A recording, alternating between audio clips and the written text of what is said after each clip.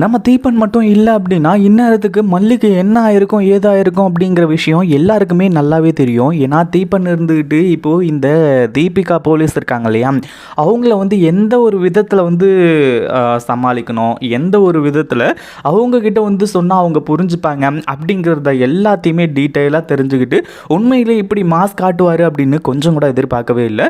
அதாவது இங்கே இந்த மல்லியை வந்து இந்த கேஸில் இன்வால்வ் பண்ணணும், மல்லி தான் கொலை பண்ணது அப்படிங்கிற மாதிரி வந்து சொல்லி இந்த தீபிகா போலீஸ் இருந்துட்டு அவ்வளோ இதோட என்ன நடந்தாலும் சரி, ஆதாரமே இல்லைனாலுமே கூட சரி, மல்லியை கொண்டு போய் போலீஸ் ஸ்டேஷனில் வச்சு அடித்து விசாரித்து உண்மையை ஒத்துக்க வைக்கலாம் அப்படிங்கிற மாதிரி வந்து சொல்லி இந்த போலீஸ் நினச்சிக்கிட்டு இருந்தாங்க.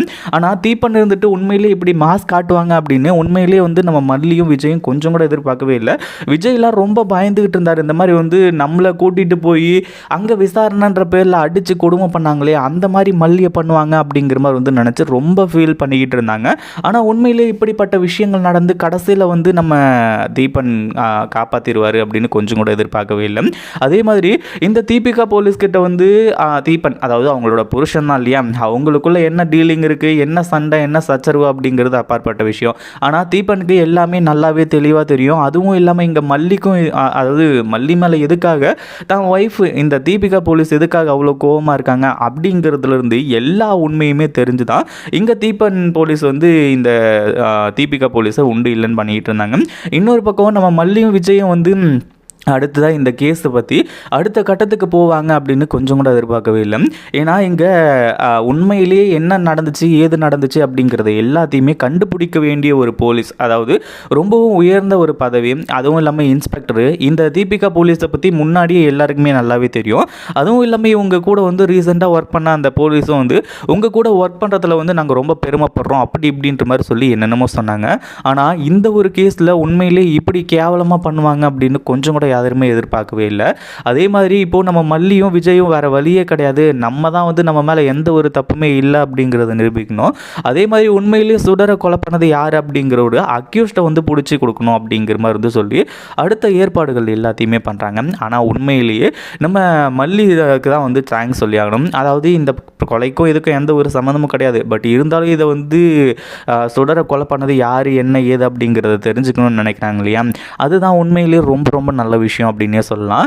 அதே மாதிரி இப்போ என்ன ஆச்சு அப்படின்னு பார்த்தீங்கன்னா, ஒரு பக்கம் வந்து இப்போது நம்ம மல்லியும் விஜயும் வந்துட்டு அந்த டிபார்ட்மெண்ட் ஸ்டோரில், அதாவது ஒரு கடையில் போயிட்டு ஒரு ஷாப்பில் போயிட்டு நம்ம மல்லி யூஸ் பண்ண அதே கத்தியை ஒருத்தன் வாங்கினா அப்படிங்கிற மாதிரி வந்து சொல்லி அங்கே வந்து அந்த இதை காட்டினாங்க இல்லையா, அதை தான் வந்து இப்போ எடுத்து, அதாவது அந்த ஒரு ஃபோட்டோவை வச்சு அந்த பையன் யார், அதுவும் இல்லாமல் ஒரு 21 22 வயசு இருக்கக்கூடிய பையன், அவன் எதுக்காக வந்து அதே மாதிரி கத்தியை வாங்கணும், இந்த கொலைக்கும் அவனுக்கும் என்ன சம்மந்தம் அப்படிங்கிறது எல்லாத்தையுமே கண்டுபிடிக்கணும் அப்படிங்கிறதுக்காக ஒரு கோவிலில் போயிட்டு வந்து விசாரிக்கிறாங்க. ஏன்னா அக்க பக்கத்தில் விசாரித்தா எல்லா உண்மையுமே தெரியும் அப்படிங்கிற மாதிரி வந்து சொல்லி கடைசியில் இந்த பையன் வந்து இங்கே தான் வந்து கேரம் போர்டு ஆடிட்டு இருப்பான், போய் பாருங்க அப்படிங்கிற மாதிரி வந்து சொல்லி நம்ம விஜயையும் மல்லியும் அமுச்சு விட்றாங்க. கடைசியில் தான் அங்கே போயிட்டு வந்து இந்த விஷயத்தை, அதாவது அவனை போய் பிடிச்சி அடித்து விசாரிக்கும் போது தான் உண்மை என்ன அப்படிங்கிறது தெரிய வருது. கண்டிப்பாக இந்த ஒரு விஷயத்தை யாருமே எதிர்பார்க்கவே இல்லை அப்படின்னு தான் சொல்லணும். அந்தளவுக்கு ரொம்ப மோசமான ஒரு விஷயம் தான். அதுவும் இல்லாமல் இப்போது நம்ம விஜய்க்கும் மல்லிக்கும் ஒரு மிகப்பெரிய அதிர்ச்சி ஆகிற அளவுக்கு சில சம்பவங்கள்லாம் நடக்க போகுது. ஏன்னா ராஜேஸ்வரி தப்பிச்சிட்டான் அப்படிங்கிற மாதிரி நினச்சிட்டு இருக்கா இல்லையா, உண்மையிலேயே அந்த கத்தியை வந்து யார் வாங்க சொன்னது அப்படிங்கிற ஒரு விஷயத்தை இப்போ கண்டுபிடிக்கிறாங்க. என்ன ஆச்சு அப்படின்னு பார்த்தீங்கன்னா, நேராக போயிட்டு அவனை வந்து அடித்து விசாரிக்கும் போது அவன் முதல்ல வந்து நார்மலாக நான் இதுக்கு வாங்கினேன் அதுக்கு வாங்கினேன் அப்படிங்கிற மாதிரி வந்து சொல்லி என்னென்னமோ சொல்கிறான். ஆனால் நீ என்ன தான் சொன்னாலுமே கூட நீ தான் இந்த கத்தியை வாங்கின அப்படிங்கிறது உண்மை.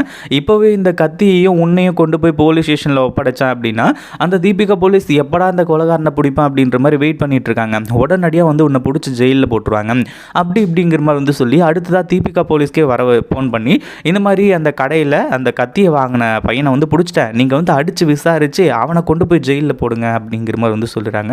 அந்த பையன் வந்துட்டு பயங்கரமாக பயந்து, ஐயோ என்னை விட்டுருங்க, நான் வந்து ஏதோ பணத்துக்கு ஆசைப்பட்டு இந்த மாதிரி பண்ணிட்டேன், அதே மாதிரி வந்து எனக்கும் இதுக்கு எந்த ஒரு சம்மந்தமும் கிடையாது, எனக்கு ஒரு மேடம் தான் வந்து இந்த மாதிரி இந்த கத்தி எனக்கு வேணும் வாங்கிட்டு வந்து கொடு அப்படிங்கிற மாதிரி வந்து சொன்னாங்க அப்படி இப்படிங்கிற மாதிரி வந்து சொல்கிறாங்க. இதை கேட்ட உடனே வந்து நம்ம மல்லிக்கு மிகப்பெரிய அதிர்ச்சி. ஏன்னா முன்ன பின்ன தெரியாதவங்ககிட்ட எப்படி வந்து இதெல்லாம் நடக்கும், அதே மாதிரி இந்த கத்தி எப்படி எங்கள் வீட்டுக்குள்ளே வந்துச்சு அப்படிங்கிற மாதிரி வந்து கேட்கும்போது தான் கடைசியில் அந்த மேடம் யார் என்ன ஏது விசாரிக்கிறது. அடுத்ததாக இந்த கேரம் போர்டு ஆடுற பையன் யார் அப்படிங்கிறது தெரியுது. இது எல்லாமே தெரிஞ்சதுக்கப்புறம் தான் உண்மை என்ன அப்படிங்கிறது தெரிய வருது.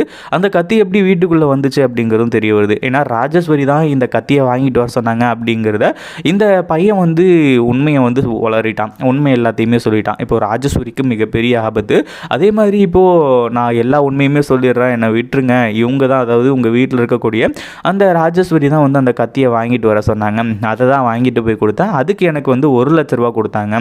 அதாவது யார் வீட்டு காசை யார் எடுத்து கொடுக்குறதுன்னு தெரியல. இந்த ராஜேஸ்வரி இருந்துட்டு விஜயோட சொத்து எல்லாத்தையுமே இப்படியே அழிச்சிக்கிட்டு இருக்கா. அதே மாதிரி இப்போ அந்த கத்தியை வாங்கிட்டு வந்து கொடுக்கறதுக்கு இவ்வளோ பணமா அப்படிங்கிற மாதிரி வந்து நினைப்பாங்க. அதுவும் இல்லாமல் ராஜேஸ்வரியே வந்து இங்கே நம்ம மல்லிக்கு எதிராக சாட்சி சொன்னாங்க அப்படிங்கிறதெல்லாம் நமக்கு நல்லாவே தெரியும். அப்படி இருக்கும்போது அடுத்த விஷயமா, அதாவது அடுத்த ஒரு இதாக வந்து இங்கே ராஜேஸ்வரி எதுக்காக இதை பண்ணணும், அதுவும் இல்லாமல் இப்போ முக்கியமான லீட் கிடச்சிருக்கிறது ராஜேஸ்வரிக்கு எதிராக தான் கிடச்சிருக்கு. இப்போ அந்த பையனும் வந்து ராஜேஸ்வரிக்கு எதிராக வந்து சாட்சி சொல்லியிருக்கிறதுனால இதுக்கப்புறம் அந்த பையனால் தப்பிக்க முடியாது. கண்டிப்பாக, அதாவது அந்த பையனாக இருந்தாலும் சரி, அதே மாதிரி ராஜேஸ்வரி இருந்தாலும் சரி, முன்னையே இந்த தீபிகா போலீஸுக்கிட்ட இருந்து இந்த ராஜேஸ்வரியும் ரகுவும் வந்து தப்பிச்சிட்டாங்க. ஆனால் இதுக்கு மேலே தப்பிக்கவே முடியாது. ஏன்னா இப்போது எவிடன்ஸ் கிடச்சிருச்சு, சாட்சி கிடச்சிருச்சு. அடுத்ததாக வந்து இந்த தீபிகா போலீஸ் வந்துட்டு நேராக போய் இந்த ராஜேஸ்வரியை வந்து கைது பண்ண போகிறாங்க. கண்டிப்பாக ராஜேஸ்வரி இந்த ஒரு விஷயத்தை கொஞ்சம் கூட எதிர்பார்க்கவே இல்லை. போலீஸ் ஸ்டேஷனில் போய் வச்சு அடித்து இப்போ நுங்க எடுக்க போகிறாங்க. இந்த வீடியோ பிடிச்சிருந்தா லைக் பண்ணுங்கள், ஷேர் பண்ணுங்கள். இப்போ தான் நம்ம சேனலுக்கு ஃபர்ஸ்ட் டைம் வரீங்க அப்படின்னா கீழே இருக்க சப்ஸ்கிரைப் பட்டனை ப்ரெஸ் பண்ணிக்கோங்க.